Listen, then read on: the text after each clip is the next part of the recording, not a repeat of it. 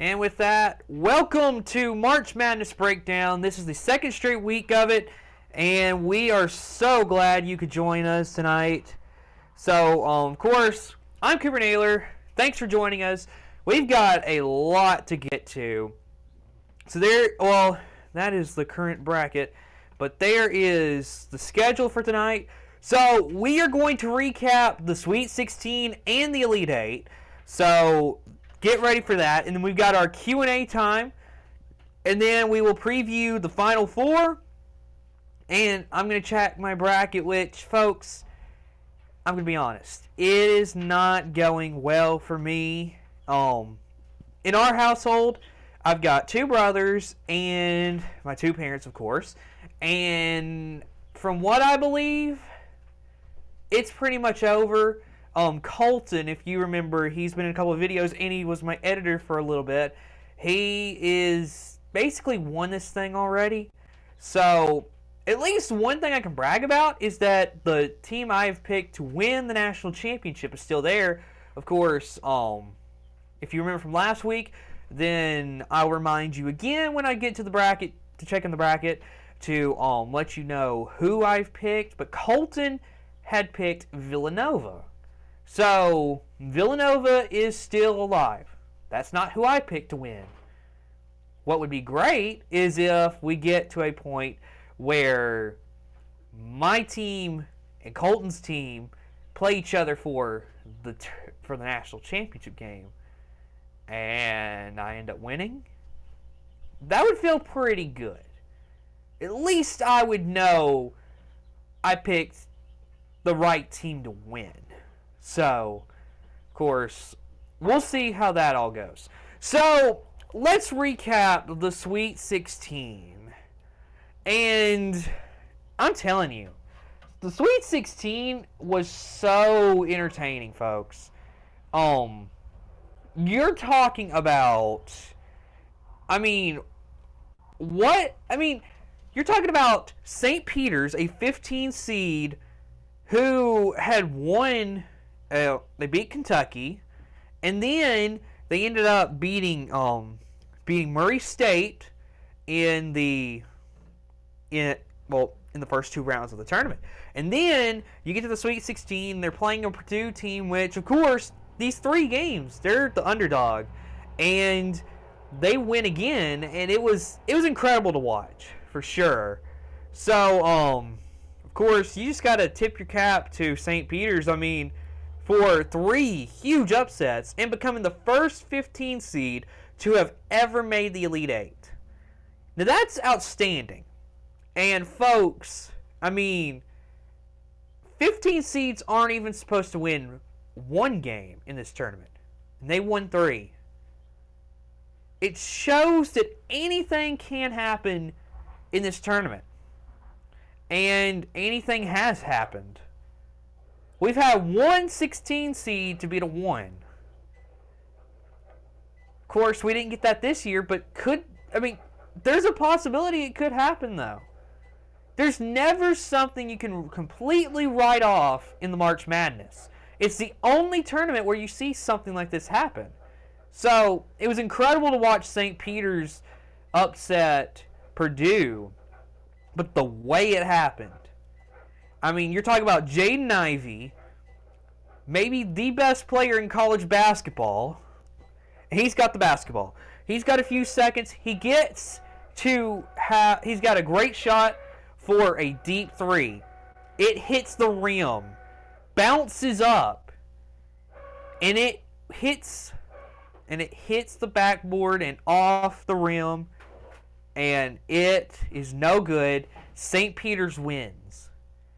Now, it's a miracle season what you saw from St. Peter's. A miracle run for sure. Now, what happens if they get into the tournament again? Are they going to be a 15 seed again? You got to consider this. And that is, they were 21-11 going into the tournament, I believe. So, this team, you're looking at it, they wouldn't have had an automatic bid. They got an automatic bid from winning their conference championship. But they wouldn't have been in otherwise.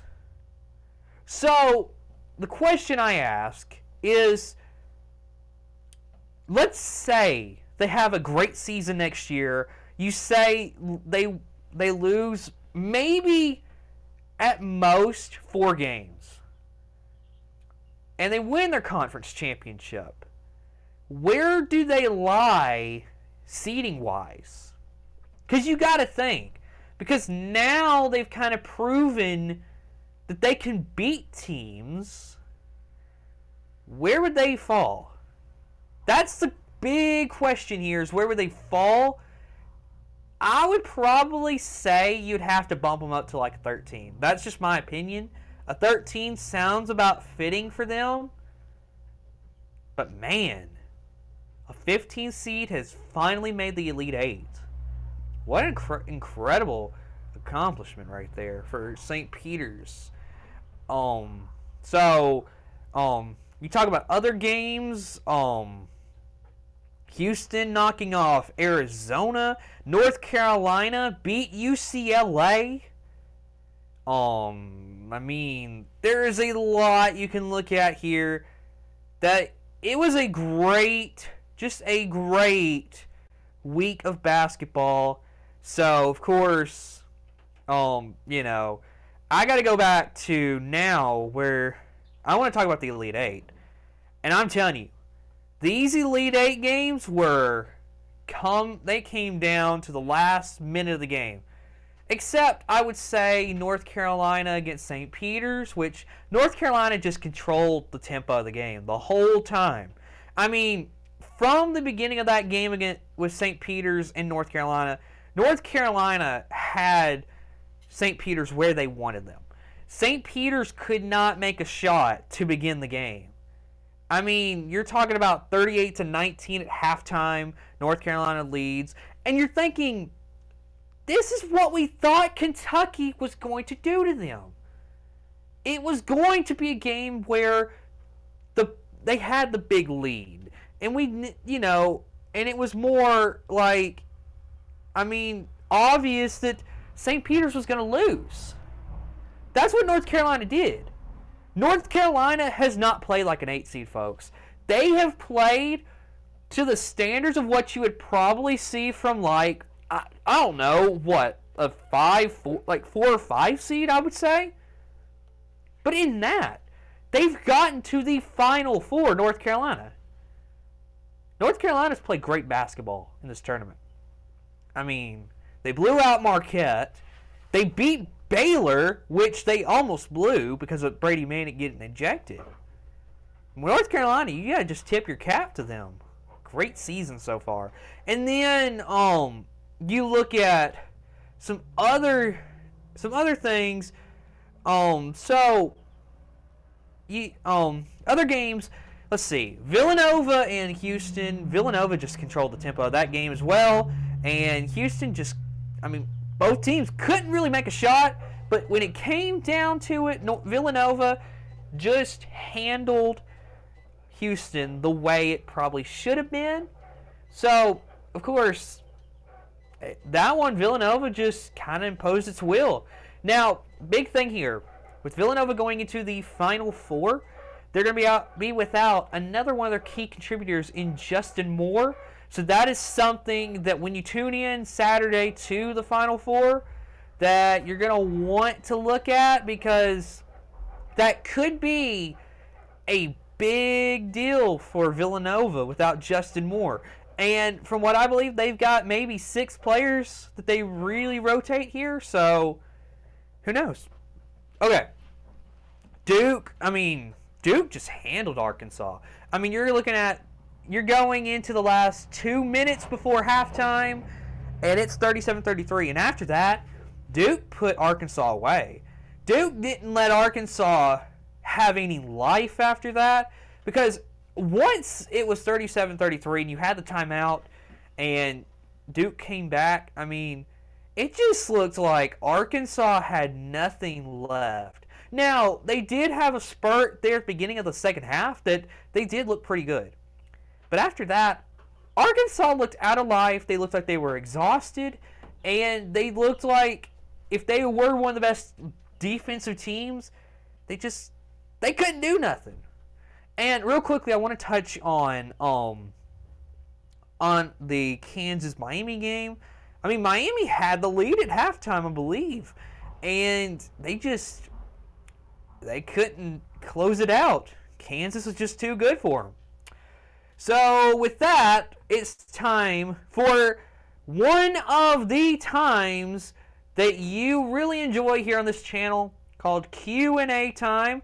You, the viewers, get to dictate what I talk about here for the next couple seconds. So, here is the first question, and what are your thoughts on North Carolina versus Duke? Well, I'm telling you, this is going to be a fun game to watch. Now, for all you basketball nerds out there, here's a little nugget that I think will be really interesting to you.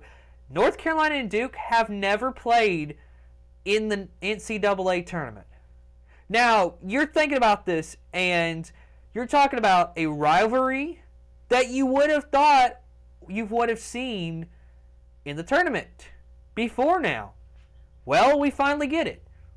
And how fitting is this? Mike Krzyzewski, who's been coaching Duke for 42 years? He's retiring, and he's on this magical run with his team. They're in the Final Four. And how fitting is it that his potentially last game could come against North Carolina, Duke's arch enemies? I'm telling you, that is a great story. And North Carolina's an 8 seed. Folks, this is going to be super entertaining to see. You're looking at maybe the biggest rivalry in college basketball, and it's happening, and it's Mike Krzyzewski's last time coaching against North Carolina. Now, we all thought before this tournament that the last time Coach K had coached against North Carolina was going to be at home at Cameron Indoor Stadium, and it's a loss that they shouldn't have had. Well, if you're Coach K, you can be the guy to take North Carolina down at least one more time here. How great of a feeling that would be, though, to think your last regular season game, you lost to North Carolina. You lost to Virginia Tech in the ACC tournament.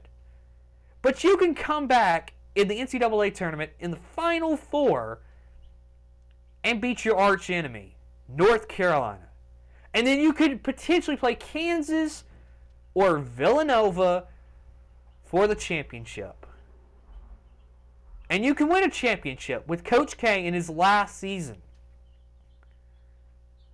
Folks, this Final Four has got storylines written all over it. But none bigger than what would happen if Coach K goes out with a championship. How great would that be? How great for Duke. And Coach K has become the only coach to have ever made 13, that's right, 13 Final Fours. That in itself is impressive. He has passed the great John Wooden for most Final Fours. John Wooden made it to 12. You know how many championships John Wooden won with those 12? He won 10. Now, Coach K he's not going to have 10. I believe from what I've seen that he may get his 5th right here. But, I mean, you cannot say enough for what is going to come down with this. I mean, wow. What an accomplishment. 13 Final Fours. It almost seems unimaginable. It's just that crazy right there. So, Chris Naylor says Duke is going down And then he says, "Go Tar Heels." All right, so we've got a North Carolina fan here with us tonight. So, I got 3 more minutes. If you have any more questions, please send them into the chat right now. Of course, I am going to be here for another 3 minutes to answer your questions, and then I've got to move on to the next part of our program tonight, which I'll preview the Final Four coming up here in a few minutes, and then I'm going to check the brackets. My bracket, to say the least, and it's not pretty for us, folks. I mean, it's hard trying to choose what upsets you're gonna, what upsets you're gonna see. So, about 3 more minutes, and I'll take some more questions.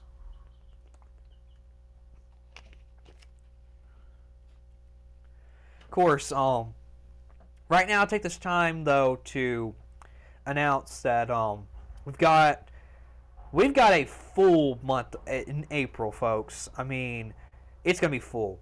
So next Monday is the first first live stream in April, and that's gonna be the March Madness breakdown. We will like dive into what we thought about the Final Four, and we'll preview the national championship game, because of course it will be the lead out after this. So, be interesting to see. And then, there's going to be, for the next Monday, is Kubernetes Reports. Then Friday the 15th is going to be college football wraparound in the springtime. So, that'll be a lot of fun, just to kind of update you on what I think about the teams in college football. And then, let's see, the next Friday, Studying the Bible with Cooper is coming back. Of course, it's going to be delayed a little bit just because of the busy schedule that we've got here at the channel. So, be interesting. Rad Rusty has said, "I haven't watched any games this week. What was your favorite one?" Well, this week. Or, yeah, last week. Yeah. Either way, to be honest, if I'm picking a favorite one, that's hard. That is just hard. Probably Arkansas taking down Gonzaga. I know I didn't talk about that one a second ago for the Sweet 16, but that was impressive. I mean, that was really impressive. And to think that Chet Holmgren, one of Gonzaga's, the top player on Gonzaga, he got fouled out, which, if you go back and watch the play, it wasn't a foul, folks. He had his arm straight up, and they called a foul on him. It was a crappy call right there, and the refs are kind of sporting events with refs. So these last couple of big events, it's been controversial. All right, well, thanks for the comments. Of course, next week I will answer more questions of what you have for the March Madness. Of course, I'll answer it however I think I can answer it. So, of course, thank you for your questions. And now we're going to move on, and we're going to preview the Final Four. Now, I'm going to pull up the bracket right here for you. So, as you can see, you got Duke, North Carolina, Villanova, Kansas.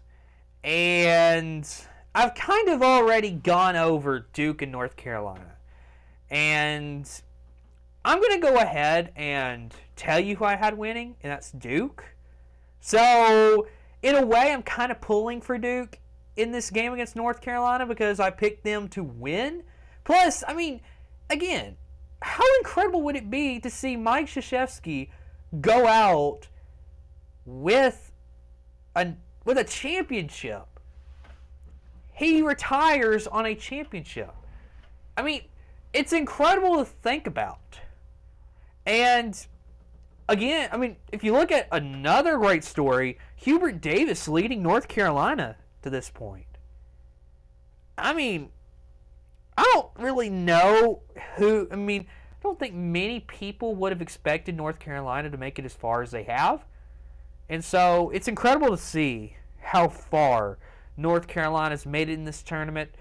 And to be honest, I think Duke will win this all. And so if you look at the other game, though, you got Villanova and Kansas.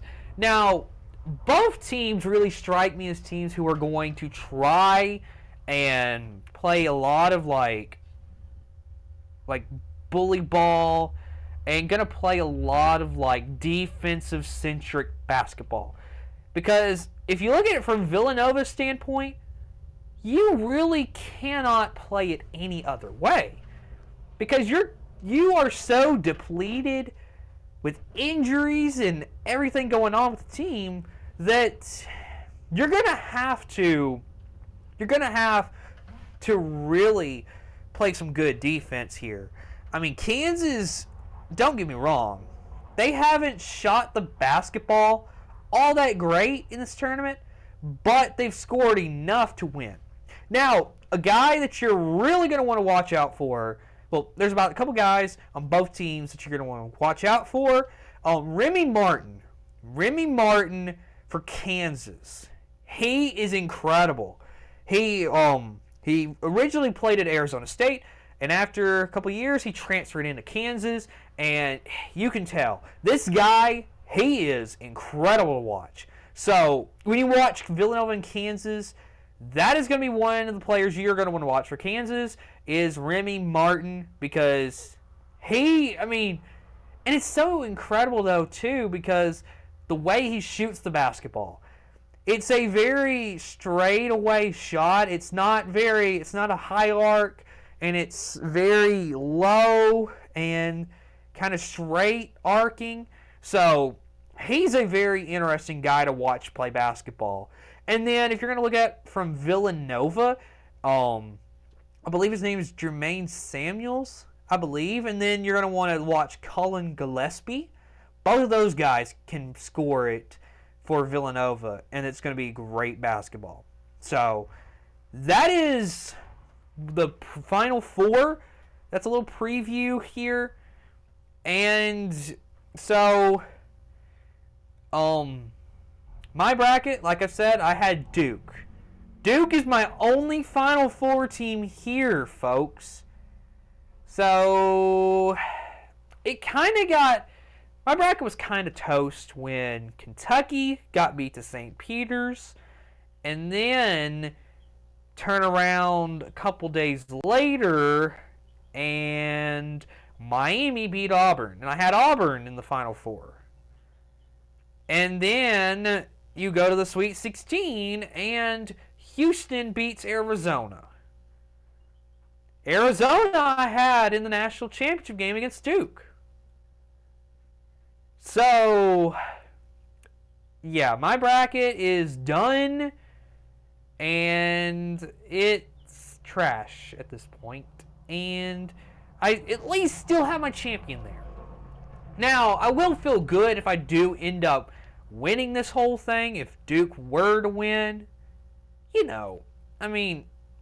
At least picking the champion is impressive in that regard, because this tournament is so, anything can happen in this tournament, and, who knows? I think it's just incredible to see. So, of course, that is the current bracket. Of course, I'll put that back up there for you. Duke, North Carolina, Villanova, Kansas. That is going to be Saturday night.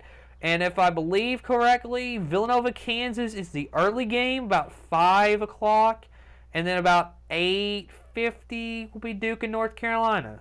So that's how, if you're wanting to watch these games, that's how you'll be able to find them. And the national championship game should be about 8 o'clock on Monday night.